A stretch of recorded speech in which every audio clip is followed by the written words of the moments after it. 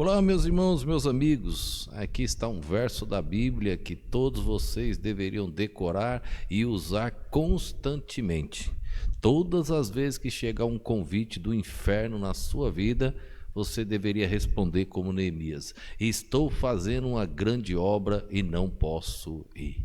Olha que interessante, capítulo 6, verso de número 3, diz assim, ó: o Sanbalat, Gesem e Tobias convidaram Neemias para um culto, queriam se reunir. Neemias percebeu que queriam fazer o mal, queriam matá-lo.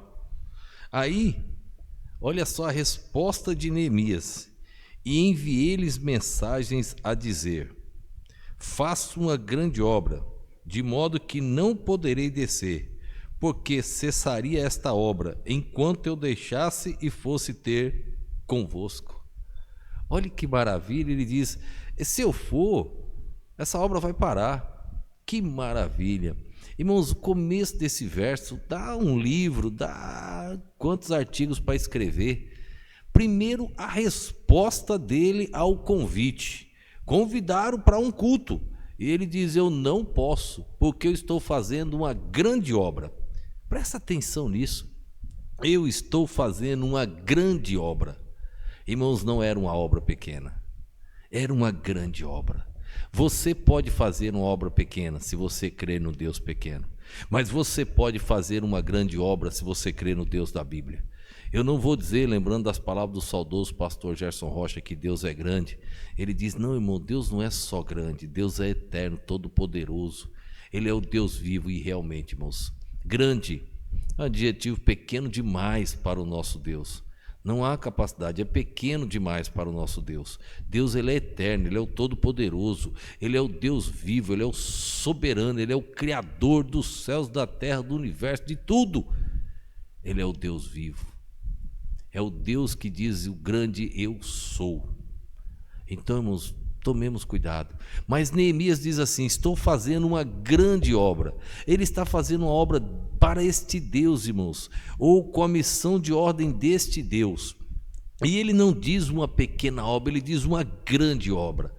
Irmãos, quando Deus me chamou para o ministério, Ele não me chamou para uma pequena obra, Ele me chamou para uma grande obra. Ele me chamou, irmãos, para levar a igreja a abrir novas congregações. Ele me chamou para levar a igreja, irmãos, a sustentar mais missionários, 10, 20, 30, 40, 50. A nossa meta hoje são 40, fora todos os obreiros que não estão nessa lista, que são de tempo integral. Nossas 6, 7 congregações que temos. Então, irmãos, louvado seja Deus. Quando eu cheguei, irmãos, nessa igreja, começou a apertar o espaço, era aqui na rua de trás, começou a apertar o espaço, falei: vamos, já havia uma proposta, irmãos, pelo pastor anterior de comprar esse terreno que nós estamos hoje. E Deus me deu a graça de, no meu ministério, irmãos, comprar esse terreno.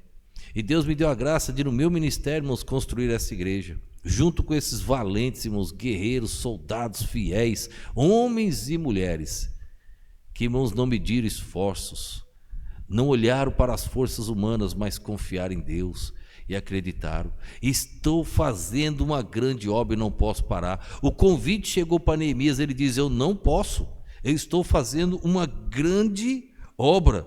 Aí ele ainda diz assim, irmãos: estou fazendo uma grande obra, de modo que não poderei descer, porque cessaria esta obra, enquanto eu deixasse e fosse ter convosco. Ele disse, irmãos, que se ele parasse, a obra iria parar. Se ele descesse, se ele aceitasse o convite, a obra iria parar. Se você aceitar os convites, as propostas indecentes do inferno, a obra vai parar. Ela pode até parecer que continua, ela pode ter aparência de viva, mas é morta. São aqueles mortos-vivos, irmãos. São igrejas que estão lotadas de pessoas mortas. Então, igrejas, irmãos, que tem muitas pessoas, mas não estão vivas, estão mortas espiritualmente. A igreja do Senhor Jesus Cristo, irmãos, é uma igreja viva para a glória dele, uma igreja onde os servos estão ali, irmãos. Não precisa quantidade, não precisa, irmãos, números. Os números Deus vai enviar no tempo certo, e Deus às vezes dá umas baixas para dar uma correção. Deus às vezes faz uma limpa.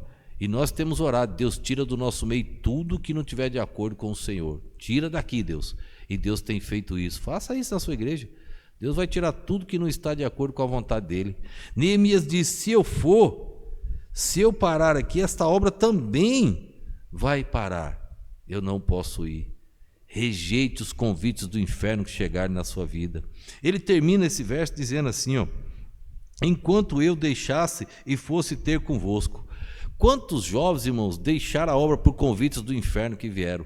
Quantos jovens, irmãos, hoje estão servindo a Satanás porque deixaram o Deus vivo pelos convites do inferno que vieram na escola? Quantos jovens, irmãos, tiveram um casamento errado porque aceitaram o convite do inferno? Quantos jovens, irmãos, estão nessa situação? Quantos casamentos, irmãos, estão arruinados porque o marido ou a mulher entendeu e aceitou o convite do inferno, aceitou a palavra de um parente, aceitou a palavra de um descrente miserável, aceitou a palavra de quem não tem autoridade, não tem conhecimento de Deus e deu um conselho? Quantos casamentos foram destruídos? Estou fazendo uma grande obra. O seu lar é uma grande obra, sua família é uma grande obra, a obra da igreja é uma grande obra, missões é uma grande obra. Nós não podemos parar. Não aceite os convites. Rejeite os convites do inferno que virão para a sua vida. Diga não. Glorifique o nome do Senhor. Guarde esse verso. E toda vez que esses convites chegarem, estou fazendo uma grande obra. Há muitos anos atrás surgiu um convite de um pastor. Eu era novo, pastor novo na igreja. Ele mandou um convite. Ele mandou vários. Eu disse que não. Ele que chamando para um tal de um rebanhão. Falei: que negócio de rebanhão, que diabo é isso? E aí um dia ele mandou um convite, eu estava na porta da igreja, o rapaz veio entregar, um jovenzinho. Eu estava na portaria naquele instante. Quando o jovem veio entregar, que eu li, ia ter um arrastão daqui de onde é a nossa igreja, lá no começo até o fim, a igreja dele mandando convidar a gente. Peguemos aquele papel, rasguei, entreguei na mão daquele guri, mandei ele voltar, entregue para o seu pastor e diga que nós não participamos dessa miséria não. Entregue para o seu pastor. E ele levou para o pastor dele. O pastor dele mandou um recado: diga lá aquele pastorzinho que eu já preguei naquela igreja, que eu já fui naquele púlpito, que eu já levei mensagens, e aquele povo me aceita e tal, e tal, e tal, e tal, e tal. Mandou um bocado de coisa, pastorzinho. Eu não respondi não. Eu fiquei pensando, ele pregou no passado, aqui ele não prega mais não. Com esse negócio de rebanhão aí, ele não prega não. Irmãos, passou um tempo, uns 2, 3 anos, ele mandou outra mensagem pela esposa do diácono da igreja. Pastor Humberto. Falei: ué, ele não, agora não me chama de pastorzinho, agora me chama de pastor Humberto. Pastor Humberto, estou pedindo orações. Eu fiquei cego, ore por mim. Ele já morreu. Ficou cego e morreu. Irmãos, primeiro que eu recusei o convite do inferno. Recusei. Estou fazendo uma grande obra, não posso ir. Se eu for, a obra para.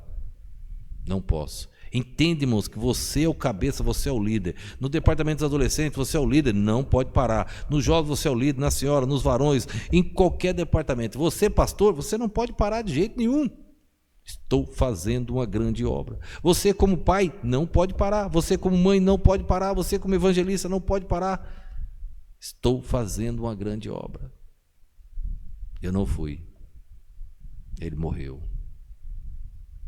Pagou o preço por brincar com as coisas de Deus. Eu ainda era seminarista. E um pastor que parecia até sério, mas não era. As coisas que aconteceram aqui em Neemias. Eu era seminarista. E eu gostava de pregar de missões. Era a minha mensagem, até hoje. E aquele pastor me chamou para ir pregar na igreja dele missões. E eu orei naquela semana, orei, e Deus falou: não vai. Eu não entendi Deus, mas eu obedeci a Deus. Eu respondi para ele: pastor, eu não vou. Ele ficou revoltado comigo. Eu era seminarista, eu não era pastor. Ele ficou bravo. No seminário, quando ele dava aula, eu levava ele em casa. Bom salário, tinha carro e tudo, eu levava ele em casa. Mas aquele pastor, ele tomou um rumo errado. Por isso que Deus não deixou ir pregar na igreja dele. Ele tomou um rumo tão errado que ele diz assim: se essas coisas estão dizendo que está acontecendo comigo, eu quero morrer debaixo de uma carreta. E alguém viu esse pastor bêbado. Ele estava embriagado um dia, para vocês verem. Os inimigos falsos, que parecem ser pastores e não são. E aquele pastor, um dia, ele sofreu um acidente debaixo de uma carreta. Tinha 2 prostitutas no carro e um outro rapaz. As 2 prostitutas e o rapaz escaparam com vida. Mas o eixo não, a parte de cima da carroceria do caminhão pegou exatamente na cabeça dele. Eu me levantei o dia em casa, eu era o presidente da junta aqui da Comunhão Baiana, e chegou a notícia, eu falei, eu vou lá no velório. Troquei de roupa, quando eu cheguei na porta, dei um beijo na minha esposa, quando eu cheguei na porta, minha esposa disse assim, quando ele estava vivo, você não foi, você vai agora que ele morreu? Ai, como eu queria ouvir aquilo. Eu voltei, sentei, falei, não vou para lugar nenhum, vou ficar aqui com minha esposa. E eu fiquei. O sepultamento dele foi no outro dia. Foi um negócio horrível, o sepultamento daquele homem. Horrível. As histórias que contavam dele eram verdadeiras. Triste. As aparências enganam. Mas Deus não me deixou ser enganado, porque eu perguntei a Deus. Neemias não aceitou ser enganado. Estou fazendo uma grande obra. Quando te convidarem, diga, estou fazendo uma grande obra. Que Deus te abençoe. Vamos orar. Obrigado, Senhor, por mais esse dia, por mais esse momento. Obrigado pela tua preciosa e poderosa palavra. Abençoa cada vida que assiste e ouve, que o teu nome seja glorificado. Cada ministério, Deus. Assim eu te peço e te agradeço, no nome e no poder do nosso Senhor e Salvador Jesus Cristo. Amém.